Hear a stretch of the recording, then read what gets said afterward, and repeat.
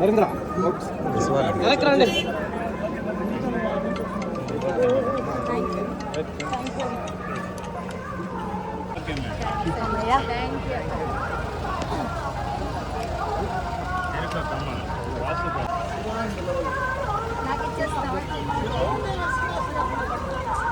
అందరికీ నమస్కారం అండి.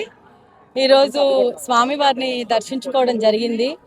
అయితే నిన్న శ్రీరామనవమి ఒకటి, తర్వాత ఈరోజు నా చిన్న కొడుకు మొదటి పుట్టినరోజు.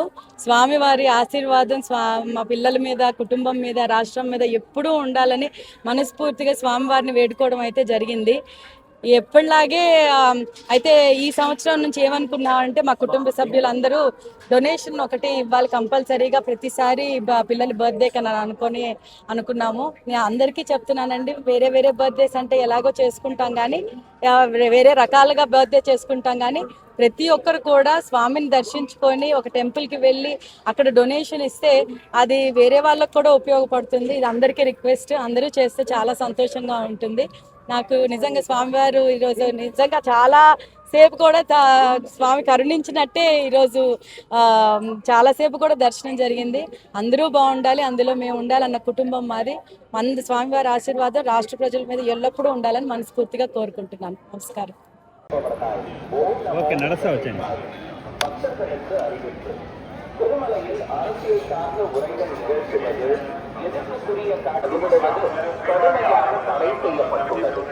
விதிமுறைகளை மீறினால் சட்டப்படி நடவடிக்கை எடுக்கப்படும் என திருமலை திருப்பதி ದೇವಸ್ಥಾನವುದು ಮತ್ತು ಆಕ್ಷೇಪಾರ್ಹ ರೀಲ್ಗಳನ್ನು ತಯಾರಿಸಿ ಸಾಮಾಜಿಕ ಜಾಲತಾಣಗಳಲ್ಲಿ ಪೋಸ್ಟ್ ಮಾಡುವುದು ನಿಷೇಧಿಸಲಾಗಿದೆ.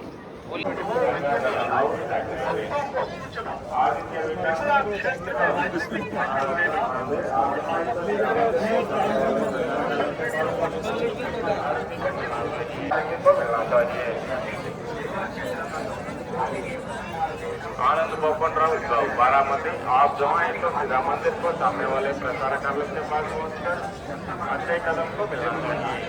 आनंद बपन राव बारामती आप जो हैं तो सीधा मंदिर को सामने वाले प्रसारक पहुंचकर अच्छे कदम को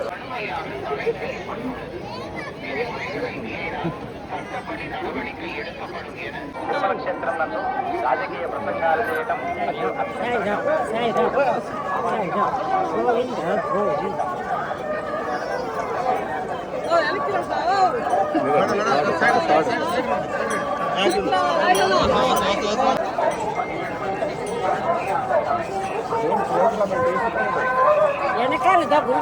పర్లేదు రండి మేడం, మీరు రండి. మీరు వచ్చాను మేడం.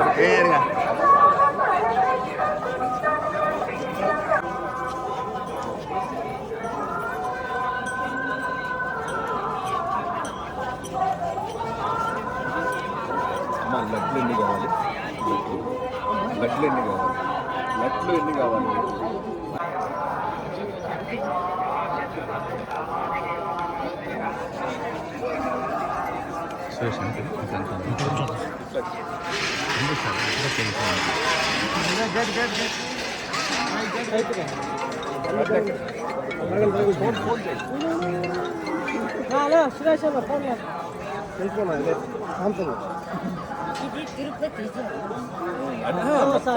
నేషనల్ ఛానల్స్ అన్నీ ఉంటాయి. తిరుపతిలో, విశాఖపట్నంలో, విజయవాడలో సామాజిక మాధ్యమాల్లో పోస్ట్ చేయడం నిషిద్ధం. అతిక్రమించిన ఎడల చట్టపరమైనటువంటి చర్యలు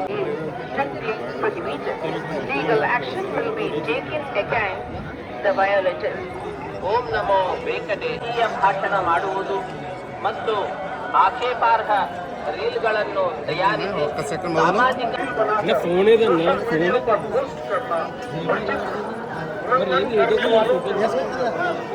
कार्रवाई की जाएगी। వెంకటేశాయ విజ్ఞప్తి తిరుమల క్షేత్రం నందు రాజకీయ ప్రసంగాలు చేయడం మరియు నమో వెంకటేశాయ భక్తர்களுக்கு அறிவிப்பு திருமலையில் அரசியல் சார்ந்த முறைகள் நிகழ்த்துவது எதிர்ப்புள்ள காட்சிகளை உருவாக்கி ஊடகங்களை விதிமுறைகளை மீறினால் சட்டப்படி நடவடிக்கை எடுக்கப்படும் என திருமலை திருப்பதி தேவஸ்தானம் எச்சரிக்கிறது.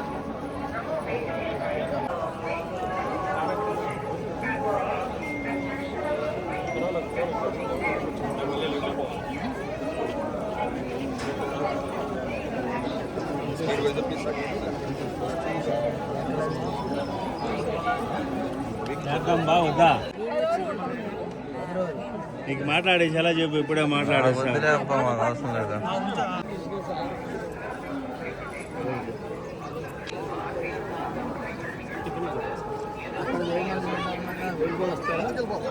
ఎనిమిది సంవత్సరాల తర్వాత దర్శనానికి రావడం జరిగింది.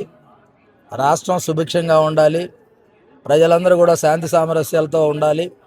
ప్రధానంగా ఈరోజు వివక్షత లేని సమాజాన్ని నిర్మాణం కోసం కమిషన్ పనిచేస్తూ ఉంది.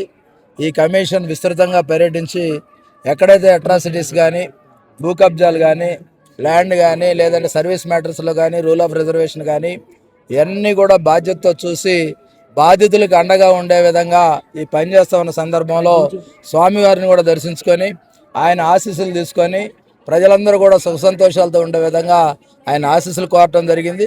తప్పకుండా ఈ రాష్ట్రంలో కూటమి ప్రభుత్వం అధికారంలోకి వచ్చిన తర్వాత ప్రజలకు ఏ కష్టం రాకుండా ఉండాలని భగవంతుని కోరుకోవడం జరిగింది.